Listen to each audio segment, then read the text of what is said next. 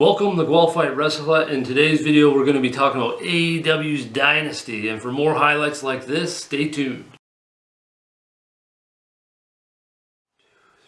So now we're going to be diving into, right off the hop, we're going to be going to the main event between Swerve Strickland and Jon Moxley. Let's see how this one compared to that one that he had with Copeland back at Revolution that everyone hated. This one I think was significantly better. The story was, better. The match pacing was better. There was a lot more unique elements to it, especially like I thought the start was smart with how they led off with the grappling, especially since it's a main event. They're going to go a longer match, so they're going to do different things, add different elements, show that Moxley can do a bit more, which he can, and I thought that just the grappling sort of started off the match pretty well, and then you kind of evolve into the different styles, especially since they both can hard hit and kind of go a little more hardcore and deathmatch style if they want to. Yeah, I thought that was an interesting story. It's like almost like watching a jiu-jitsu match or like an MMA style where like they're training submission, trying to choke each other out. I'm like, oh, that's a cool, interesting twist. I think in the middle of the match, I thought it was an interesting spot where like Mox threw Swerve into like the commentator's booth. Excalibur almost got taken out. He fell over. And they're like, Excalibur, he's like, he's down over there. Excalibur almost died in that match. They're like, you lied, man, you lied down there. Yeah. I definitely like that bit of grappling because that's something we don't really see in AEW outside of like ROH even. Like I kind of like that we had a bit of a Zack Sabre versus like maybe El Desperado sort of thing, between that grappling. So it kind of gave a new layer to both these individuals and showed that Swerve could also do it as well. That he's not going to just generically doing the same things over and over again, which I thought was interesting because I felt he pulled out a bit more, of a bigger arsenal for this match, and I felt like Jon Moxley tried to shake it up as well a little bit. Yeah. I think there was a moment where like Swerve was going crazy. He's like start ping ponging Moxley's head around. He did like kill shot like 3 times in a row. He's like, my head, my brain. He's trying to kill Mox's brain. And he definitely rattled a few times. And there was a handful of bigger moments that came out of there, like you saw in our intro through the Swerve stomp through the table off the ladder, right? Then we get, the Young Bucks come out and spoil everything hilariously, which I thought was really good because now it kind of throws a weird curveball in there since the Elite doesn't really work with the Death Riders and so on. So I feel like this is going to lead to something. I think we're going to get a payoff later. I was thinking there's going to be a big payoff to this somewhere down the line, maybe at like All In. We're building to something, bigger, whether it's like Hangman teaming up with Swerve to stop the Elite and the Death Riders, or like the Death Riders and the Elite go at it, or Omega comes back into the picture the way he did on Dynamite. So there's a lot of different variables and players into this that can come out of this whole situation. So I think there could be a big payoff there. Yeah, I like how Cowboy came out like, you don't know what he's doing, he's hesitating, he's got beef against like both guys. And he ended up helping Swerve, but then he comes to Dynamite and says, I didn't come out to help you, man, just let you know that. He's like all crazy. Yeah, stick in his face. And speaking of Omega, one hell of a tremendous match between Kenny Omega, Mike Speedball Bailey, and that bald guy Ricochet. This match had, I think, pretty much everything.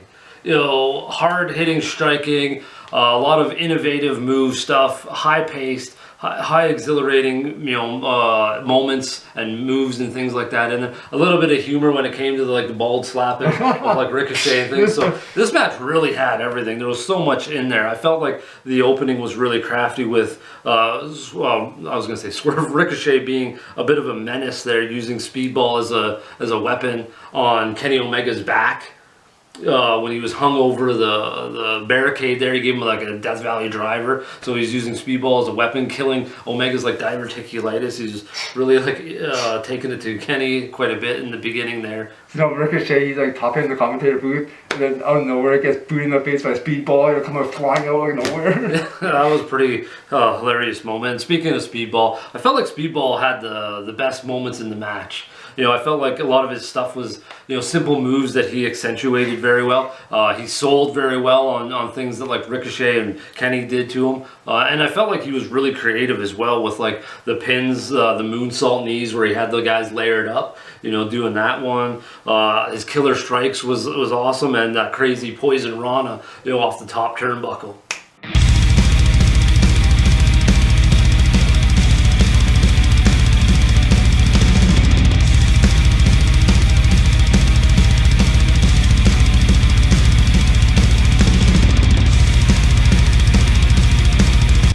Kenny Omega, like after all these years, was really innovative. After so many years doing the violent as hell one-winged angel off the top turnbuckle with Ricochet, and some of those nasty V triggers that he was pulling off in there, and ultimately to that, like I said, the finale with the one-winged angel.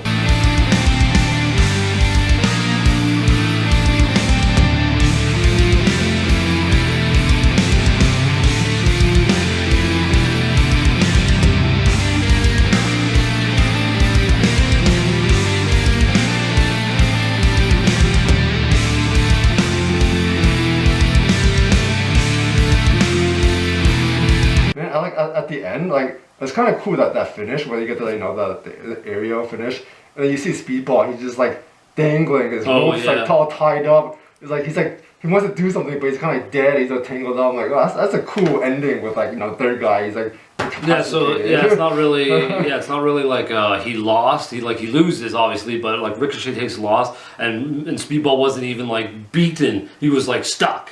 So he's like, oh crap, David is so close. So overall, amazing match. Tons of aerials, like an aerial showcase, people flying left and right though. Like, I think Speedball had the best showcasing in my opinion. Probably one of the best performances maybe on the whole card. I think I would think so. He might have had the best performance.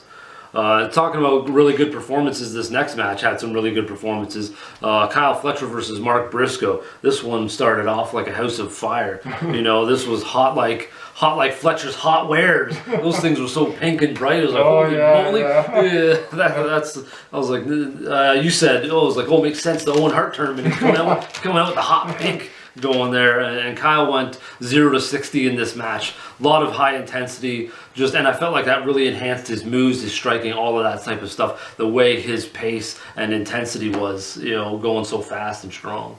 Yeah, I swear they're trying to kill each other. Like, the amount of times they drop each other on their necks or like the back of their head, or just like. Yeah, it's like brutal. How do these guys keep getting back up? They're like walking zombies. Like there was several really solid impact moments and moves and strikes there. I felt like it was stiff, and more stiff throughout the match. And like you said, there was a couple of big moments, going on to their necks, and Kyle Fletcher tossed Mark Briscoe into the barricade as well. I think it was on his ribs or something. Yeah, Pornostar did like a nasty suplex onto a chair, almost killed Briscoe, and then and then he did several nasty spots on power bombs onto the apron, and it gets up, he does it again, and then next is the apron. I was like, well man, this guy's dying. He's kidding, he really Briscoe shows that he can take quite a bit, that's for sure, and tosses his own body in there.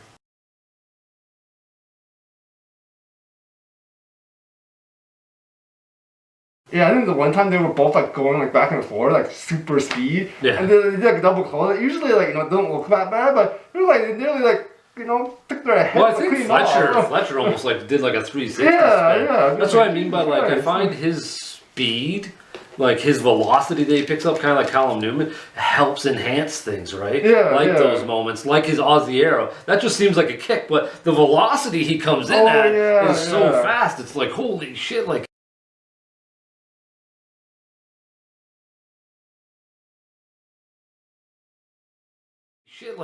he gets so much speed, and obviously his size and his weight adds to that as well. So it really kind of helps the moves feel bigger and have more of an impact, as well as selling when he gets clotheslined. Yeah, it's a difference when you see Nash just got a big boot, and then you see him, he's boom, he's just charging in, and it's you got smoked by a speeding car or something. And I don't know how you fake that so well. How does the guy not really feel KO'd?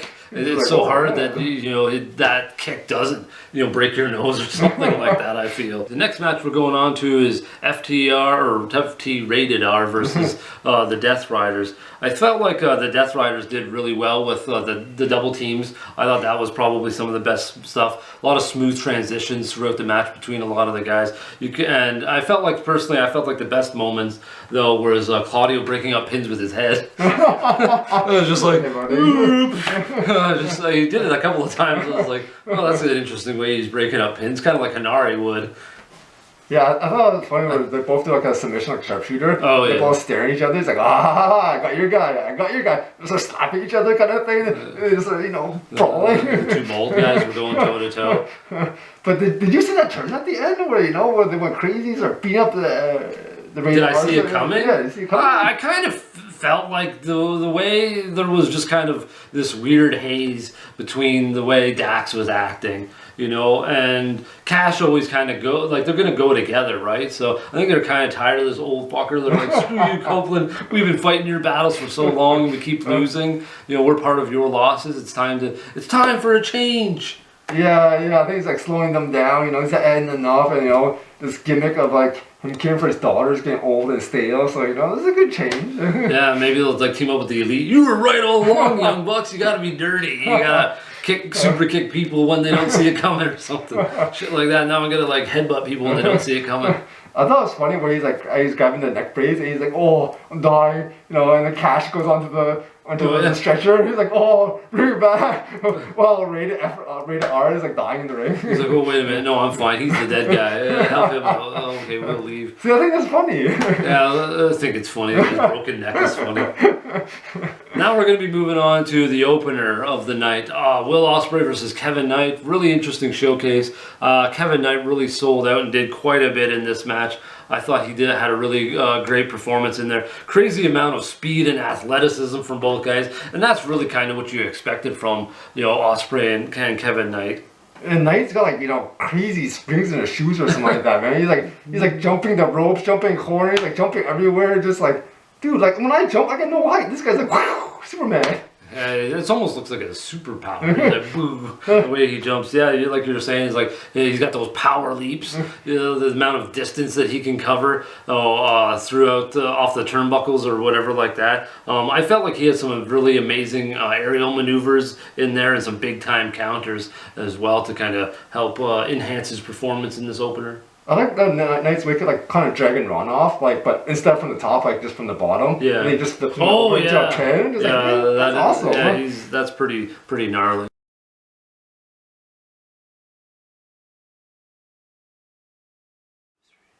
I like Ospreay's like style clash into like a powerbomb. It's like a wicked combination where they powers them up kind of thing. That powerbomb is pretty sweet. Yeah, showing off a bit of Will Ospreay's power and innovation. I felt like both guys sold really well. Kind of like Kyle Fletcher and Mike Bailey did, and Ricochet. I felt like when they do that though, it really enhances the moves and the impact of stuff like that. The way they do things, it really does come to life a little bit more.